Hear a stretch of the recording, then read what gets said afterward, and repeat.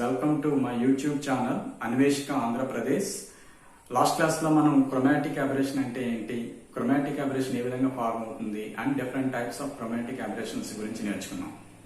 So ఈ కొంతమంది వక్రీభవనం అంటే ఏంటి, వక్రీభవన గుణకం అంటే ఏంటి, అలాగే డిస్పర్షన్ అంటే ఏంటి, వీటన్నిటిని కూడా కొంచెం క్లియర్గా ఎక్స్ప్లెయిన్ చేయమని చెప్పారు.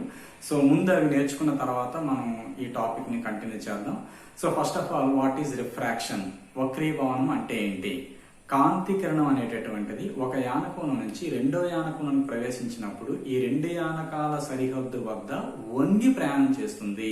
అంటే ఏంటి? When ever the light ray travels from one medium to another medium at the interface of the two different homogeneous media, the direction of that light is changes due to its change in speed. అంటే మనం తీసుకున్నటువంటి కాంతి కిరణం రెండు యానకాల సరిహద్దు వద్ద ఎందుకు వంగి ప్రయాణం చేస్తుందంటే దాని యొక్క వేగంలోని మార్పు రావడం వల్ల అది వంగి ప్రయాణం చేయడం జరుగుతుంది. సో అది ఎలా జరుగుతుంది? ఒక రేరర్ మీడియం నుంచి డెన్సర్ మీడియం కానీ, denser medium to rarer medium కానీ వెళ్ళినప్పుడు బెండింగ్ ఆఫ్ లైట్ అనేటటువంటి ఏ విధంగా ఉంటుంది అనేటువంటి ఫస్ట్ ఆఫ్ ఆల్ మనం ఎక్స్పెరిమెంటల్ గా చూసి దాని తర్వాత దాని గురించి వివరంగా నేర్చుకుందాం. I have this bottle, and in the bottle I have taken some water, and above the surface of water we have air, and I have put some smoke in this air. Now I switch on this laser light, and the beam is coming from this source, enters into the water from air. So గాలిలో నుంచి కాంతి కిరణం అనేటటువంటిది నీటిలోనికి ప్రవేశించింది. ఇక్కడ మీరు క్లియర్గా observe చేసినట్లయితే ఈ గాలి మరియు ఈ నీరు ఈ రెండు యానకాలను వేరు చేసినటువంటి సరిహద్దు ఏదైతే ఉందో ఈ సరిహద్దు తలం వద్ద కాంతి కిరణం వంగి ప్రయాణం చేసింది. So bending of beam at the inter surface of these two media is called refraction. So ఇక్కడ మీరు చూడండి, నేను లైట్ ఆఫ్ చేస్తాను. సో ఇప్పుడు మీకు క్లియర్గా కనబడుతుంది, ఇక్కడ ఈ బీమ్ అనేటటువంటిది కాంతి కిరణం పతనం చెందింది కాబట్టి దీన్ని పతన కాంతి అని అంటాము. ఇక్కడ రెండు యానకాలను వేరు చేసినటువంటి తలం ఏదైతే ఉందో ఆ తలం వద్ద కాంతి కిరణం రెండు భాగాలుగా విడిపోతుంది. So the incident light can be splitted into two parts at this point. So part of the ray will be reflected back to the air, and the remaining part goes through the water, which we called it as refraction, and the beam or the ray is known as refracted ray. So కాంతి కిరణం అనేటటువంటిది రెండు యానకాల సరిహద్దు వద్ద వంగి ప్రయాణం చేసింది. దీన్నే మనం ఏమంటున్నాం అంటే వక్రీభవనం అంటాం. అయితే మీరు క్లియర్గా అబ్జర్వ్ చేయండి, ఏ కాంతి అయితే పతనం చెందుతుందో ఈ పతనం చెందిన కాంతిని మనం పతన కాంతి అంటున్నాము. ఇక్కడ పరావర్తనం చెందింది కాబట్టి దీన్ని పరావర్తన కిరణము అంటున్నాము. ఇది వక్రీభవనం చెందింది కాబట్టి దీన్ని వక్రీభవన కిరణం అంటున్నాం. సో ఈ మూడిటితో పాటు మనం ఒక లంబరేఖను ఊహించాలి. ఎక్కడ కాంతి కిరణం ఎక్కడైతే పతనం చెందిందో రెండు యానకాలను వేరు చేసినటువంటి సరిహద్దు ఏదైతే ఉందో ఆ సరిహద్దు వద్ద ఒక లంబరేఖను కానీ ఊహించుకున్నట్లయితే, సో ఆ లంబరేఖతోని పతన కిరణము అలాగే పరావర్తన కిరణము వక్రీభవన కిరణము ఈ మూడింటిని కూడా అబ్జర్వ్ చేస్తే మీరు క్లియర్గా అబ్జర్వ్ చేయండి. ఇక్కడ మొత్తం నాకు 4 పారామీటర్స్ చెప్పాను మీకు. ఒకటి ఇన్సిడెంట్ రే, ఇది ఇంకొకటి రిఫ్లెక్టెడ్ రే, ఇంకొకటి refracted ray and normal. These 4 are lie in the same plane. ఇక్కడ మీకు 4 చెప్తున్నాను, బట్ యాక్చువల్గా మనకి లాస్ ఆఫ్ రిఫ్లెక్షన్ ఉంది, పరావర్తన సూత్రాలు. అందులో ఫస్ట్ లా ఆఫ్ రిఫ్లెక్షన్ ఏంటంటే పతన కిరణము, పరావర్తన కిరణము, లంబము. సో ఇక్కడ చూడండి, ఇది పతన కిరణం, ఇది పరావర్తన కిరణం, ఇది లంబం. ఈ 3 కూడా తలానికి ఒకే వైపున ఉన్నాయి, ఒకే తలంలో ఉన్నాయి. సో దీన్ని మనం ఏమంటామంటే ఫస్ట్ లా ఆఫ్ రిఫ్లెక్షన్ అంటాం. సో ఇక్కడ మనం రిఫ్రాక్షన్ గురించి నేర్చుకుంటున్నాం కాబట్టి ఆ రిఫ్లెక్టెడ్ రే గురించి మనం వదిలేసి రిమైనింగ్ గా తీసుకున్నట్లయితే ఇది పతన కాంతి, ఇది వక్రీభవన కాంతి కిరణం. ఈ రెండు అలాగే లంబం, ఈ మూడు కూడా ఒకే తలంలో ఉన్నాయి. So incident ray, refracted ray and the normal all are lie in the same plane. ఇది ప్లేన్, మనం తీసుకున్న ప్లేన్. సో దీన్నే మనం ఫస్ట్ లా ఆఫ్ రిఫ్రాక్షన్ అంటాం. So first law of refraction ప్రకారంగా పతన కిరణము, దిస్ వన్, వక్రీభవన కిరణము, లంబము ఒకే తలంలో ఉన్నాయి. నెక్స్ట్ మనం సెకండ్ లా ఆఫ్ రిఫ్రాక్షన్ నేర్చుకోవాల్సి అంటే దాన్నే మనం స్నెల్స్ లా అని కూడా అంటాం. ఈ స్నెల్స్ లా లేదా సెకండ్ లా ఆఫ్ రిఫ్రాక్షన్ ఏం చెప్తుందంటే it gives the relation between angle of incidence, angle of refraction and the refractive indices of the two media. So పతన కోణానికి, వక్రీభవన కోణానికి, అలాగే ఆ రెండు యానకాల యొక్క వక్రీభవన గుణకాలకి మధ్య సంబంధాన్ని తెలిపే సమీకరణమే మనకి స్నెల్స్ లా. సో ఇక్కడ మరి పతన కోణం ఏంటి అని అంటే చూడండి, ఏ కాంతి అయితే పతనం చెందుతుందో దాన్ని పతన కాంతి కిరణం అన్నాం. ఈ పతన కాంతి కిరణము లంబంతో చేసినటువంటి కోణాన్ని పతన కోణం అంటాము. దాన్ని స్మాల్ అయితే సూచిస్తాం. ఇది ఏ కాంతి కిరణం అయితే వక్రీభవనం చెందిందో ఆ వక్రీభవనం చెందినటువంటి కాంతి కిరణం దాన్ని వక్రీభవన కిరణం అనుకుంటున్నాము. ఈ వక్రీభవన కిరణము లంబంతో చేసినటువంటి కోణాన్ని మనం ఏమంటామంటే వక్రీభవన కోణం అని అంటాం. సో ఈ రెండింటిని చూసినప్పుడు ఈ వక్రీభవన కోణాన్ని స్మాల్ ఆర్తో సూచిస్తాం, పతన కోణాన్ని స్మాల్ ఐతో సూచిస్తాం. ఈ స్మాల్ ఐ అంటే sine angle of incidence sine ఐకి, అలాగే sine angle of refraction sine r కి గల నిష్పత్తిని మనం sine I by sine r ని refractive index of the second medium with respect to the first medium అని అంటాం. అంటే అర్థం ఏంటి, సైన్ ఐకి సైన్ ఆర్కి ఉన్న నిష్పత్తి విలువ రెండో యానకం యొక్క వక్రీభవన గుణకాన్ని మొదటి యానకం పరంగా ఎంత ఉంటుందో తెలుపుతుంది. సో దీన్నే మనం స్పీడ్ ఆఫ్ లైట్ ప్రకారం కూడా చెప్పొచ్చు. ఇది ఎలా చెప్తామంటే sine I by sine are is equal to V1 by V2. Sine I by sine are is equal V1 by V2 అంటే ఇక్కడ V1 అంటే ఏంటి అంటే speed of light in medium 1, ఎక్కడైతే ఇన్సిడెంట్ ఏ మీడియం నుంచి ఇన్సిడెంట్ అవుతుందో ఆ medium. And the V2 means speed of light in medium 2. ఇక్కడ వాటర్ లో స్పీడ్ నుంచి V2 అనుకుంటాము, ఎయిర్ లో స్పీడ్ నుంచి V1 అనుకుంటే sine angle of incidence and sine angle of refraction sine I by sine are is equal to V1 by V2. ఇక్కడ చూడండి I is more, angle I is more compare to the angle R. అంటే పతన కోణం ఎక్కువగా ఉంది, వక్రీభవన కోణం తక్కువగా ఉంది. ఎందుకు ఇలాగ జరుగుతుంది అని అంటే మీరు క్లియర్ గా అబ్జర్వ్ చేయండి. హియర్ మనం ఇక్కడ ఏమనుకుంటున్నాం అంటే గాలిని రేరర్ మీడియం అనే యానకం కింద ఊహిస్తాము. దీన్ని డెన్సర్ మీడియం సాంద్రతర యానకం అని అంటాం. ఏది విరళ యానకం ఏది సాంద్రతర యానకం ఎలాగా అన్నది మనం క్లియర్ గా మళ్ళీ ఇక్కడ థియరీ చెప్పుకున్నప్పుడు చెప్తాను. సో ఇక్కడ this is rarer medium and this is denser medium. When the ray coming from rarer medium to denser medium then the refracted ray bends towards the normal. అంటే విరళ యానకం నుంచి సాంద్రతర యానకంలో కాంతి కిరణం ప్రయాణం చేసినప్పుడు ఆ రెండు యానకాలను వేరు చేసినటువంటి సరిహద్దు వద్ద గీసిన లంబానికి దగ్గరగా వంగుతుంది. సో ఇది దీన్ని బట్టి మన బెండింగ్ అనేటటువంటిది కనబడుతుంది. సో ఇక్కడ ఐ వాల్యూ ఎక్కువగా ఉంది అండ్ ఆర్ వాల్యూ తక్కువ. అంటే సైన్ ఐ ఎక్కువ, సైన్ ఆర్ వాల్యూ తక్కువ. అంటే sine I by sine R లో సైన్ ఐ వాల్యూ ఎక్కువ కాబట్టి sine I by sine R is more. That means V1 by V2 లో V1 ఈజ్ మోర్.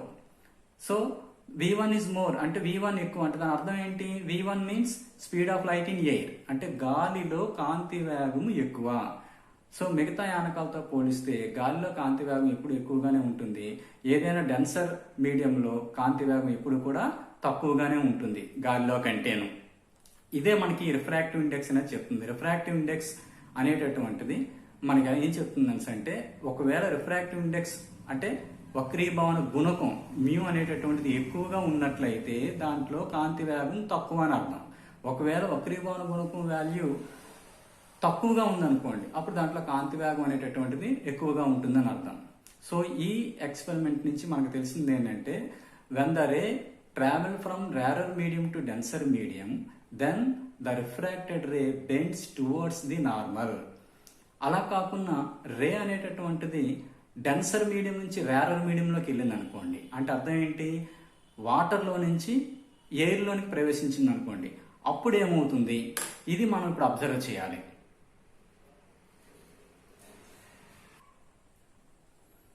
సో ఇప్పుడు ఇక్కడ మీరు అబ్జర్వ్ చేసినట్లయితే బీమ్ అనేటటువంటిది వాటర్లో నుంచి ఎయిర్లోకి వెళ్తుంది, అంటే డెన్సర్ మీడియం నుంచి రేరర్ మీడియంలోకి వెళ్తుంది.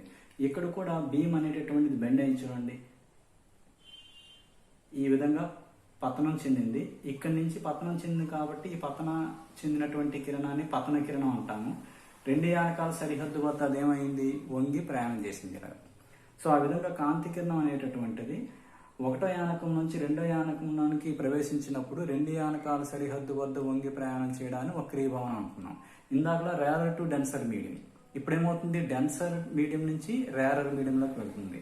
సో డెన్సర్ టు రేరర్ మీడియంకి వెళ్ళినప్పుడు మీరు అబ్జర్వ్ చేయండి, ఇక్కడ మనం దీన్ని రే ఇన్సిడెంట్ అవుతుంది కాబట్టి దీన్ని ఇన్సిడెంట్ రే అన్నాం. This incident ray makes an angle with this normal say small I.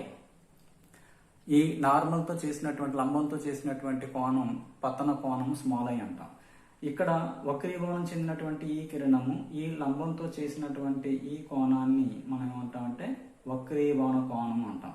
క్లియర్గా అబ్జర్వ్ చేస్తే ఈ వాటర్లో ఇది ఉన్నటువంటి angle of incidence small I అనేది చిన్నదిగా ఉంది.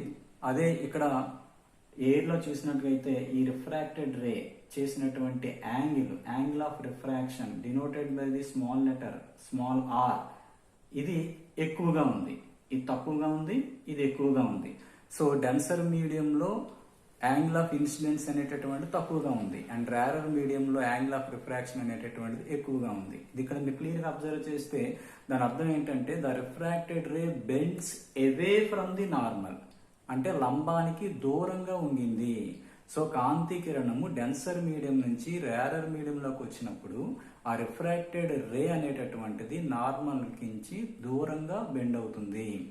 సో ఈ విధంగా మనం ఈ ఎక్స్పెరిమెంట్లో ఏంటంటే మెయిన్గా మీరు గుర్తుంచుకోవాల్సింది, రేరర్ మీడియం నుంచి డెన్సర్ మీడియంలో కానీ వెళ్ళినట్టయితే ray bends towards the normal. అలా కాకుండా రే అనేటటువంటి డెన్సర్ మీడియం నుంచి రేరర్ మీడియంలోకి వెళ్ళినట్లయితే the ray bends away from the normal. So దీన్ని బేస్ చేసుకొని మనం రిఫ్రాక్టివ్ ఇండెక్స్ అండ్ వక్రీభవన గుణకం ఎంత ఉంటుంది ఇదంతా కూడా మనం ఇప్పుడు థియరీలో నేర్చుకుందాం. అలాగే మీరు ఇక్కడ కూడా అబ్జర్వ్ చేయండి, ఇప్పుడు రేరర్ మీడియం నుంచి డెన్సర్ మీడియంలోనికి రే అనేటటువంటి ట్రావెల్ చేసినప్పుడు ఏ విధంగా బెండ్ అయిందని ఇక్కడ కూడా క్లియర్ కనబడుతుంది, మీరు అబ్జర్వ్ చేయండి. So here the ray travels from rarer medium to denser medium, and now I'm increasing the angle of incidence, then what will happen. ఇక్కడ చూడండి, యాంగిల్ ఆఫ్ ఇన్సిడెన్స్ నేను ఇంక్రీజ్ చేస్తూ ఉంటే యాంగిల్ ఆఫ్ రిఫ్రాక్షన్ కూడా పెరుగుతుంది. కనబడుతుందండి క్లియర్గాను. సో యాంగిల్ ఆఫ్ ఇన్సిడెన్స్ అనేటటువంటిది ఇలా కొంచెం ఉంచాను. ఇప్పుడు నేను యాంగిల్ ఆఫ్ ఇన్సిడెన్స్ని పెంచుతున్నాను, పెంచుతూ ఉంటే యాంగిల్ ఆఫ్ రిఫ్రాక్షన్ కూడా పెరుగుతుంది.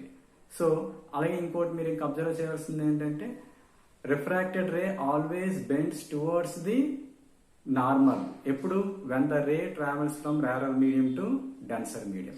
అలా కాకుండా డెన్సర్ మీడియం నుంచి రేరర్ మీడియంలోకి వెళ్తుంది అనుకోండి. సో డెన్సర్ మీడియం నుంచి రేరర్ మీడియంలోకి వెళ్ళినప్పుడు కూడా బీమ్ అనేటటువంటిది ఎలా బెండ్ అవుతుందో చూడండి. ఇక్కడ సేమ్ దాంట్లోలాగే ఇక్కడ కూడా చూడండి, బీమ్ అనేటటువంటిది డెన్సర్ నుంచి రేరర్ మీడియంలోకి వెళ్ళినప్పుడు it bends away from the normal.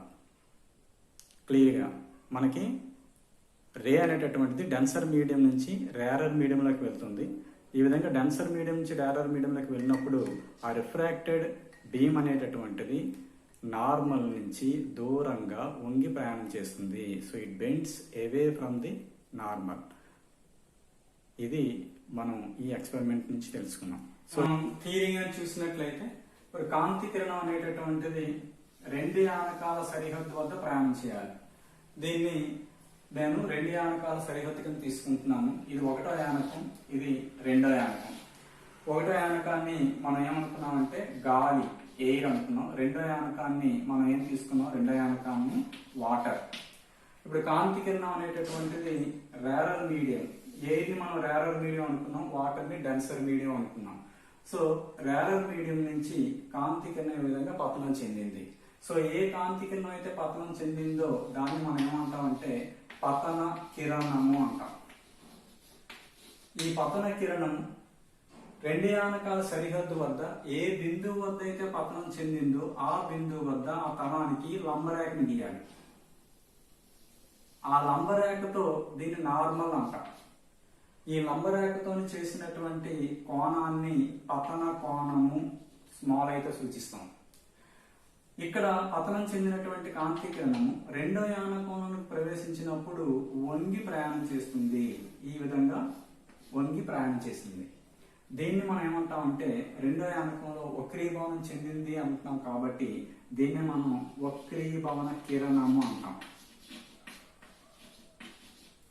ఈ వక్రీభవన కిరణం అనేటటువంటిది ఎంత కోణంతో వంగి ప్రయాణం చేసింది కావాలంటే మళ్ళీ అదే బిందువు వద్ద ఆ తలానికి లంబరేఖను గీస్తే ఆ లంబరేఖతో చేసినటువంటి కోణాన్ని వక్రీభవన కోణము స్మాలర్ అంటాం. సో కాంతి కిరణం ఈ విధంగా రేరర్ మీడియం నుంచి డెన్సర్ మీడియంలోకి వచ్చినప్పుడు ఈ రెండు యానకాల సరిహద్దు వద్ద వంగి ప్రయాణం చేయడాన్ని వక్రీభవనము అని అంటున్నాం. ఇది పతన కోణం I, ఇది పతన కోణము R. సో దీన్ని మనం మామూలుగా I1 అంటున్నాను, దీన్ని R1 అనుకుంటే sin I1 by sin R1 is equal to some constant, ఎంతో కొంత ఒక కాన్స్టెంట్ వాల్యూ అనేటటువంటిది వచ్చింది. అండ్ దెన్ ఈ పతన కోణాన్ని కొంచెం పెంచాను. పెంచితే this is angle of incidence, ఇది పెరిగింది. సే I2. అప్పుడు వక్రీభవన కోణం కూడా ఏమవుతుంది, పెరుగుతుంది. దీన్ని R2 అనుకున్నాను. అప్పుడు sin I2 by sin R2 is equal to, it is also some constant. Again ఇంకా నేను పతన కోణాన్ని పెంచాను, కాంతి కిరణాన్ని పతన కోణము పెంచాను. Say this one is I3, normal తో చేసినటువంటి కోణం. అదేవిధంగా ఇక్కడ వక్రీభవనం చెందినటువంటి కాంతి కిరణం యొక్క వక్రీభవన కోణం కూడా పెరుగుతుంది. పతన కోణాన్ని పెంచుతూ ఉంటే వక్రీభవన కోణం విలువ కూడా పెరుగుతుంది. దీన్ని R3 అనుకుంటే sin I3 by sin R3 is equal to, it is also constant. So ఈ విధంగా ప్రతిదీ ఈ రెండు మీడియంస్ కి చేసినట్లయితే sin I1 by sin R1 value ఎంతైతే వచ్చిందో, sin I1 by sin R1 ఎంతైతే వచ్చిందో sin I2 by sin R2 కూడా అంతే వచ్చింది. And that is also equal to sin I3 by sin R3 and so on is equal to some constant. ఆ constant నే మనం ఏమంటామంటే వక్రీభవన గుణకము అంటాము. మ్యూతో సూచిస్తాం, లేదా స్మాల్ n తో కూడా సూచించవచ్చు. కొన్ని బుక్స్ లో స్మాల్ n అనే లెటర్ ని యూజ్ చేస్తున్నాడు, కొన్ని బుక్స్ లో మ్యూ అని యూజ్ చేస్తున్నాడు. So sin I by sin R is equal to mu అంటే వక్రీభవన గుణకం. సో వక్రీభవన గుణకాన్ని ఎలా డిఫైన్ చేస్తామంటే సైన్ యాంగిల్ ఆఫ్ ఇన్సిడెన్స్ కి అలాగే సైన్ యాంగిల్ ఆఫ్ రిఫ్రాక్షన్ కి గల నిష్పత్తిని వక్రీభవన గుణకము అంటాం.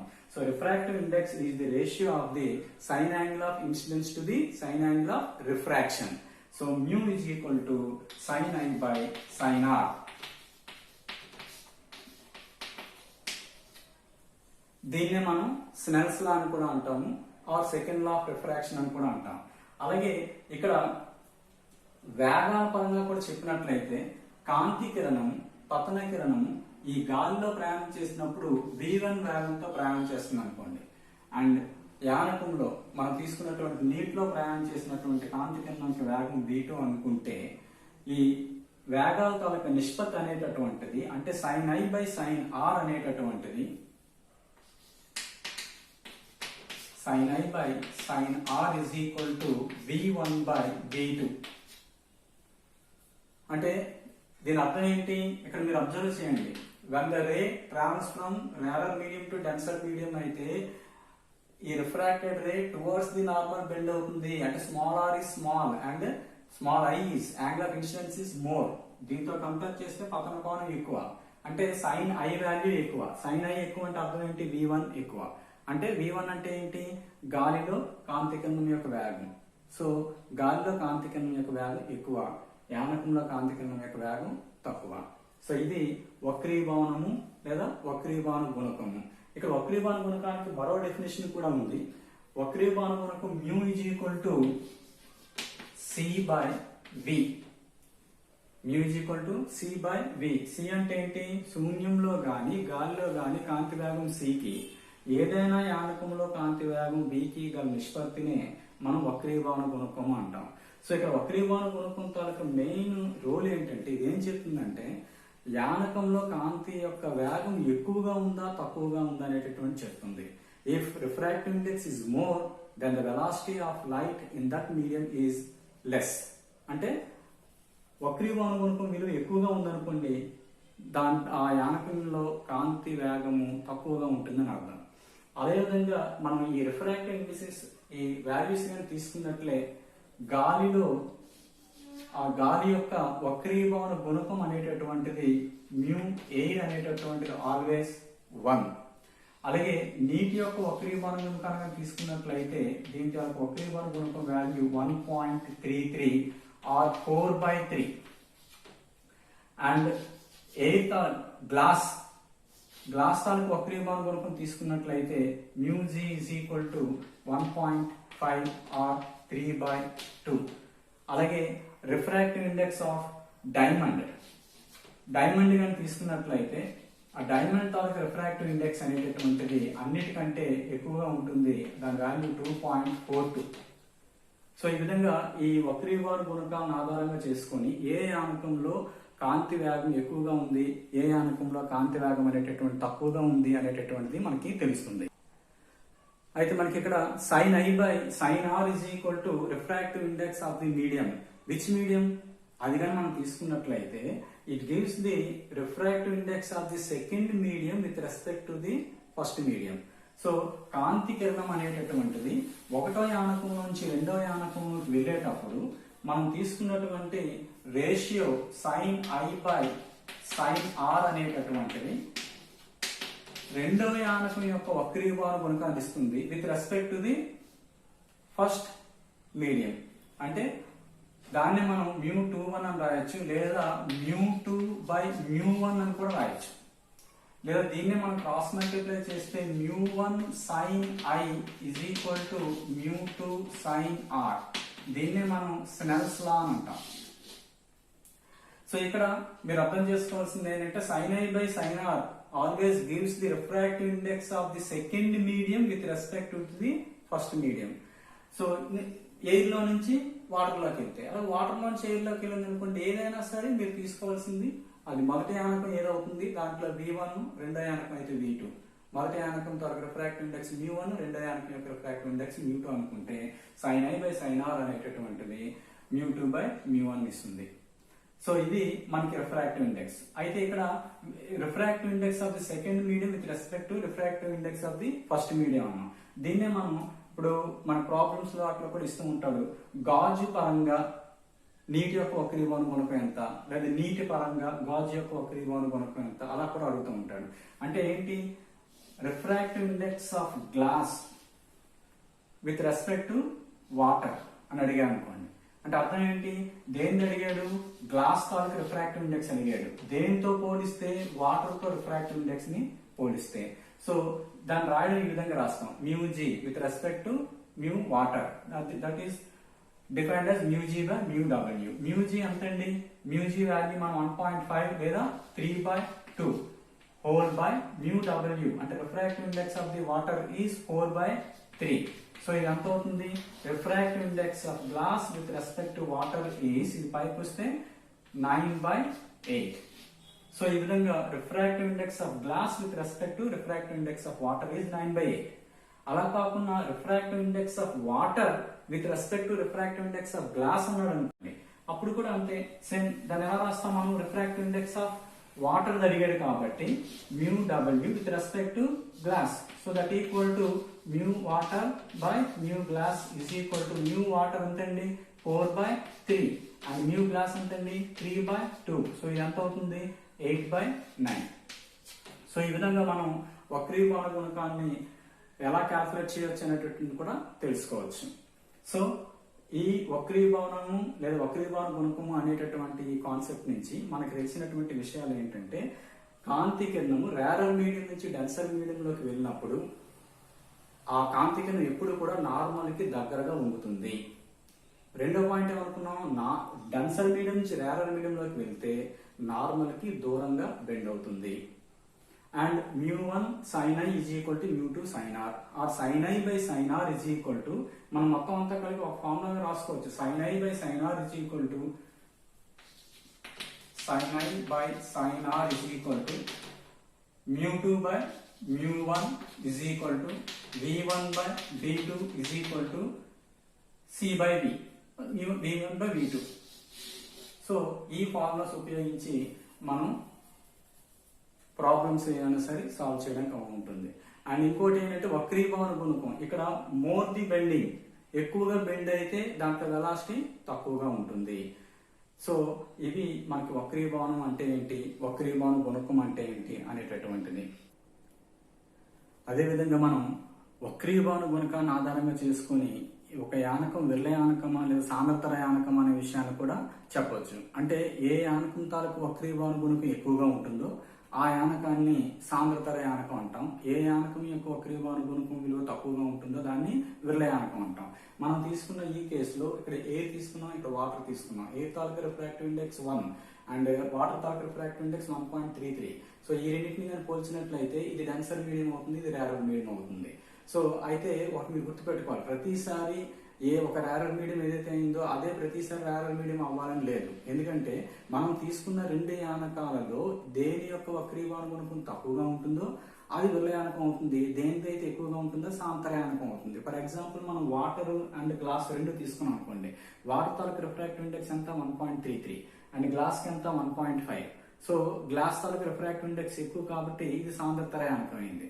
ఇక్కడ వాటర్ ఏమైంది, విర్ల యానకం అయింది. ఈ కేసులో వాటర్ ఏమైంది, సాంద్రతర యానకం అయింది. సో ఈ విధంగా మనం ఏది విర్ల యానకము, ఏది సాంద్రతర యానకం, అంటే ఏది రేరర్ మీడియం, ఏది డెన్సర్ మీడియం అనేటటువంటిది కూడా మనం ఈ రిఫ్రాక్టివ్ ఇండెక్స్ ని బేస్ చేసుకొని మనం చెప్పడం అనేటటువంటి జరుగుతుంది.